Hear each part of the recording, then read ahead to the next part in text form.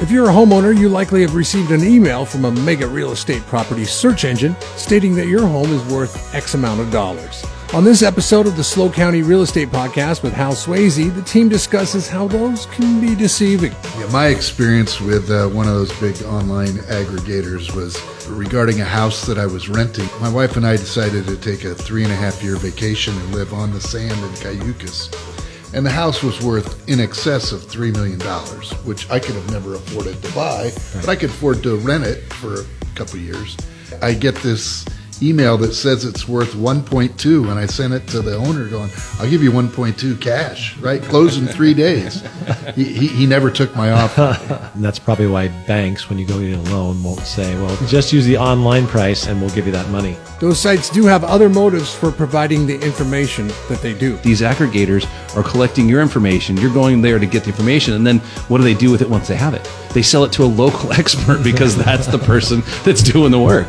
It's an incredible business model. Holy crap, they make a bunch of money. Good for them. Is it the best for the consumer? Well, I would look to someone local to give me the valuation of my own. The old real estate adage was location, location, location. But in SLO County, maybe it's local, local, local. I know that if I needed a professional opinion, I'd call Hal Sweasey because I want a local market expert. He'll do more deals with his team than most companies will do in their entirety. So he's got the exposure, the experience, he's run across it, he's seen it. More likely than not, there's a property that's sold within the past 2 years on your street that he's been a part of. Let's talk about your home's value and what is the best way to go about finding out what its true value is. The SLO County Real Estate Podcast with Hal Sweasey. Here's your host, James Bueno. Hello, everybody, and welcome to another episode of the SLO County Real Estate Podcast with Mr. Hal Sweasey. We also have Mr. JT, as always. JT? Present. And JP from Keller Williams. Happy to be here. I didn't give your title, Jay. Is that okay? I'm sorry. That's absolutely Yeah, Grand Poobah. Is that what you go by? You know what? I go by Hero Support. Hero Support. Yeah, wow. Support. Yeah. Yeah. Man, everybody's pretty confident today. Yeah. I like it. I have a title. Yeah. Oh, sorry. At home. At home, what is it? Knucklehead.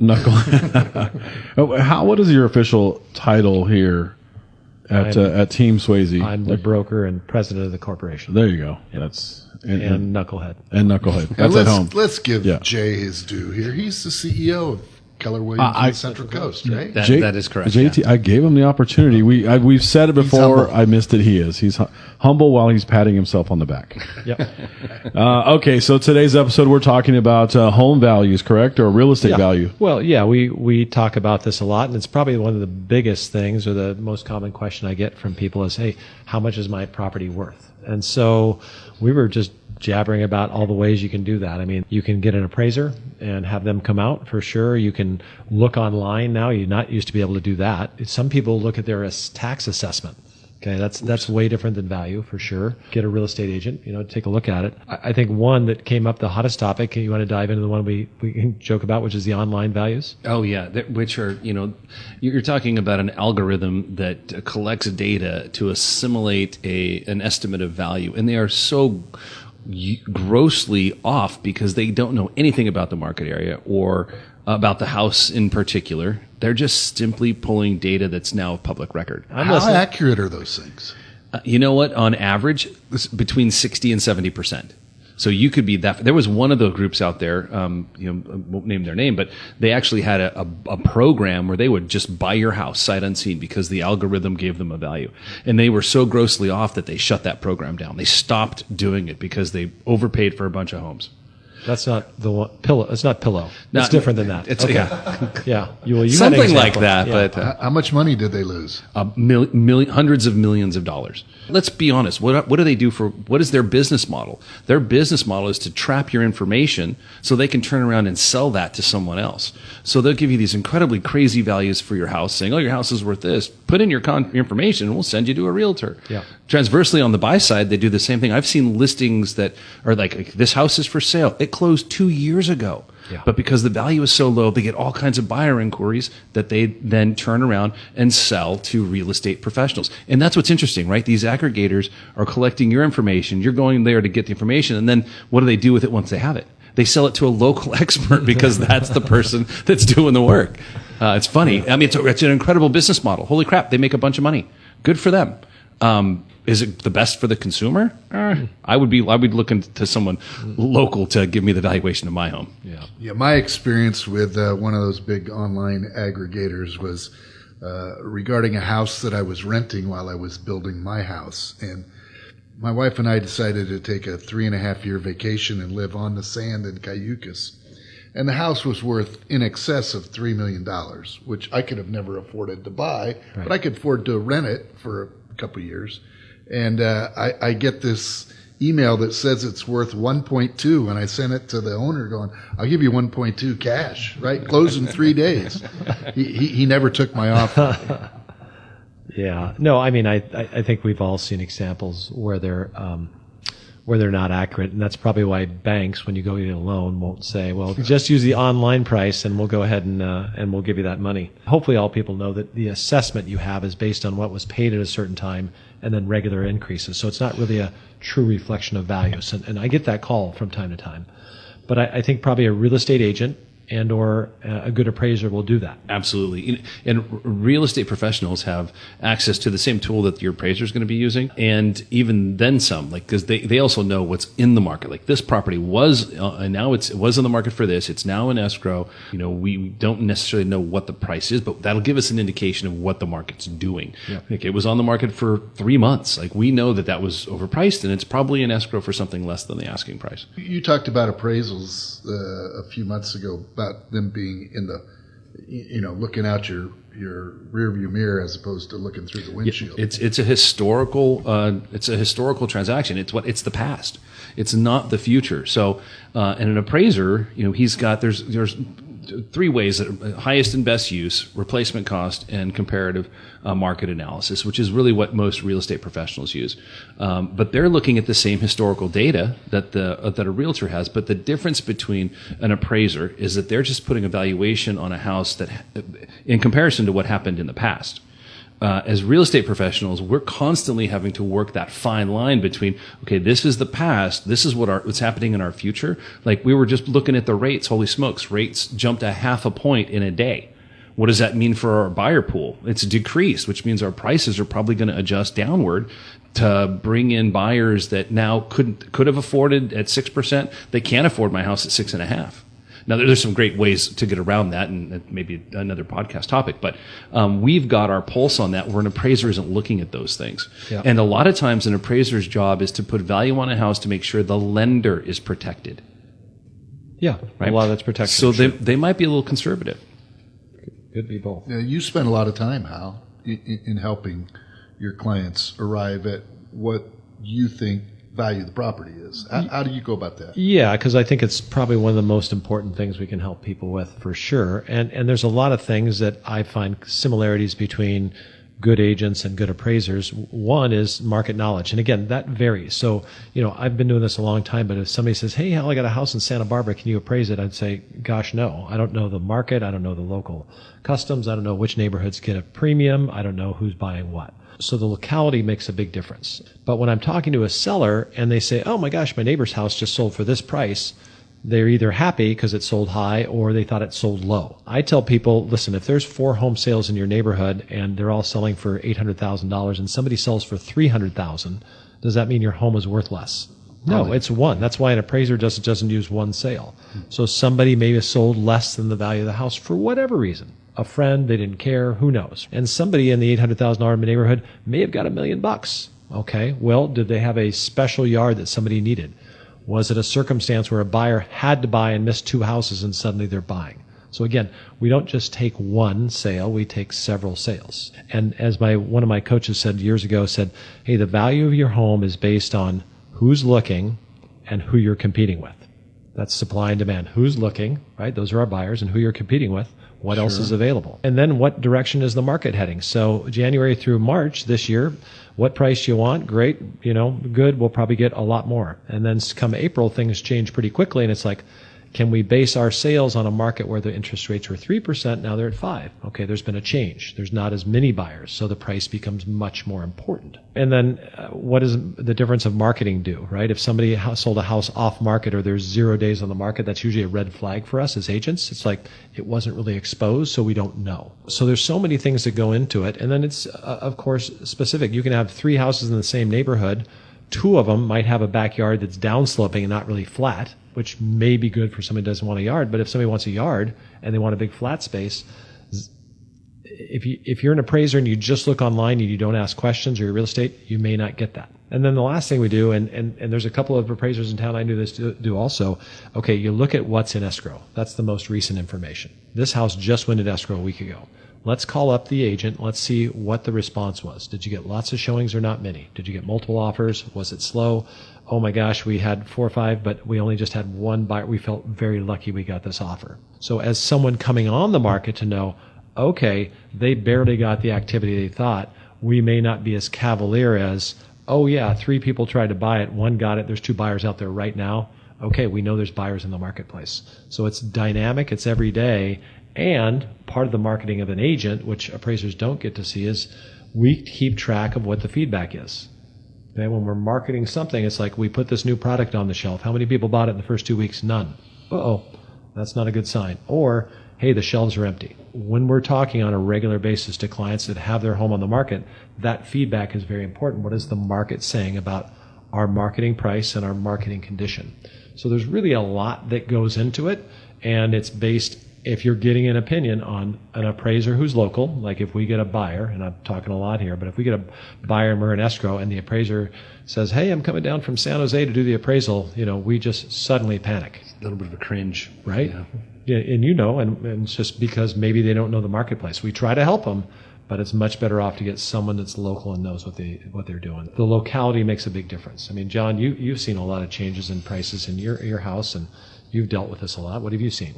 I know that if I needed a professional opinion of what my property could be marketed, at what price my property could be marketed, this is going to sound like a little kiss-up time here, I'd call Hal Sweasey, because I want a local market expert. Now, if I owned a property in Monterey County, I wouldn't call Hal Sweasey.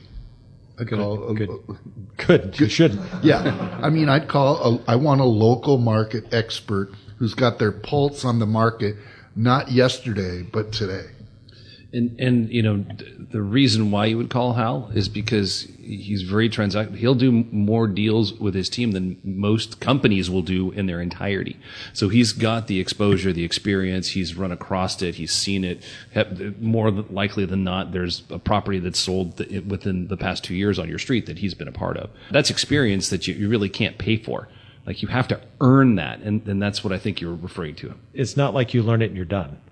Yeah, right? It's constantly evolving. What I knew 3 months ago was worthless today. So you got to constantly be out and ask the right questions and talk to your other agents and, how are things going? What's the activity over here? You got to talk to, our agents on our team. How many offers on this property? What's that going to end up at?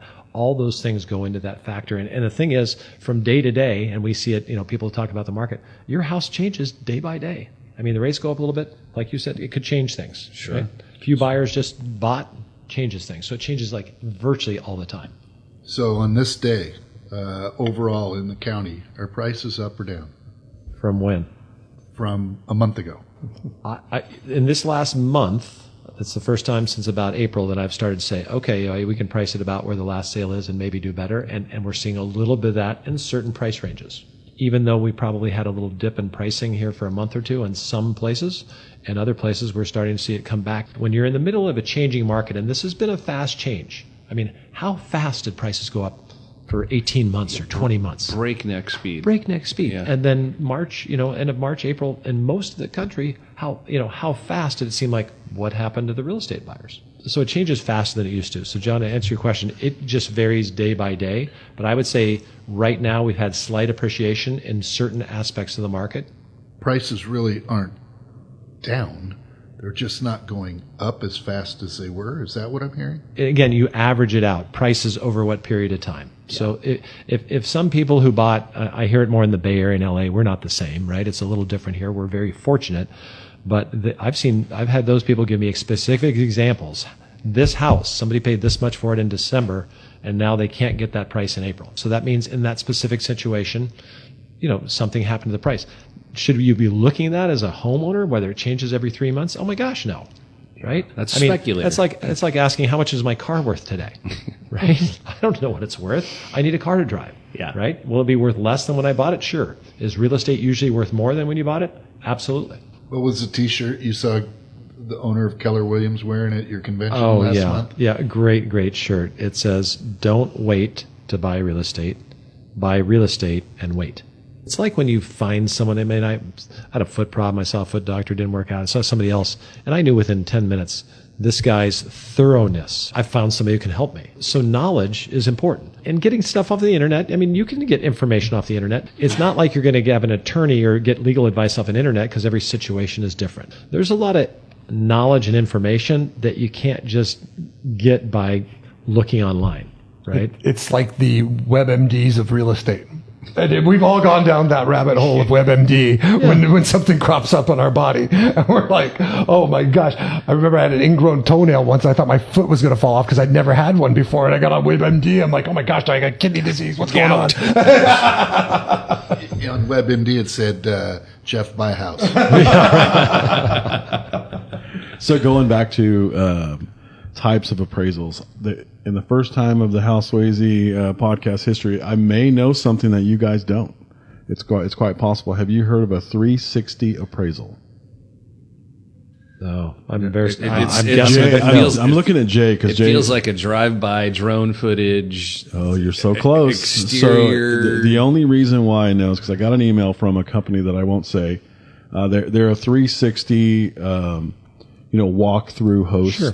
So when you take those 360 photos, they host it for you, so you can post it on your website. So what they're going to start offering is a 360 walk-through appraisal video for appraisers. Yeah, my question would be that's all fine and dandy, but is a bank going to allow that? Is a bank going to say sure, this is enough of an appraisal or value so that we'll lend against the house? That's what was going to be my question for you guys. So do you think it's going to work? So they're trying to get more specific. It's going to give measurements, dimensions, photos. Basically, they're going to hire just somebody super cheap in with a $7,000 camera to go in and take a 360 video of the house, send it to an appraiser in Ohio, and he's going to give you the value. Well, all I know is what happens when banks loosen their standards, problems occur. Yeah. Do you remember 2000, what was it, 8? Wasn't there a recession back then? Like 5, 6, 7, the banks. I heard about it. You have a pulse? Oh, yeah, we'll give you a loan. Yeah, so we don't need to know that everybody you're gets a house. real. You get a house. You get a house. Right, yeah. You get a house. I think there may be a niche where that might work. If I'm putting 3% down, I'm not sure that kind of appraisal is going to work. If I'm putting 50% down, maybe you don't need the full-on appraisal. Oh, no. Last time I refied my house, my loan-to-value was very low. They didn't even require an appraisal at all. Yeah, there's waivers now. There's waiver. Yeah. So it could be situational. Oh, absolutely. Yeah, banks will do loans without an appraisal. You agree that it would be a better appraisal versus just looking online at values, right? At least you get to see the house and dimensions and make sure the house is standing. Well, here's something that's specific about what you're talking about, James, and that is that there is boots on the ground. There's images. There's a human involved. The online aggregators, these big companies that are sending you online guesses as to what your house might be worth. There's not a human involved. It's an algorithm. So they're just collecting data, doing some divisionary math, and here's a value for your house. There's nobody overseeing it. So even at a drive-by appraisal or a 360 appraisal is going to have a set of eyeballs on the valuation of the home, the condition of the neighborhood, the condition of the house. Those things are all very, very specific and very localized. Well, if they have the camera and they'll do my house, if they can Photoshop, I might get the value I want. I'm going to need a lot of help. People ask all the time. I think probably the thing I would say at the end of the day, most of the time, it doesn't matter what anybody says because 90% of the calls I get about this are people who are just curious. Oh, I feel good because my house is up. I feel bad because it's down. You shouldn't. Just be glad you got one. Yeah, I think if you're going to choose a real estate agent, 2 skills that I want from my real estate agent, first and foremost, is their local knowledge and their ability to help me price my house. And the second is negotiation skills.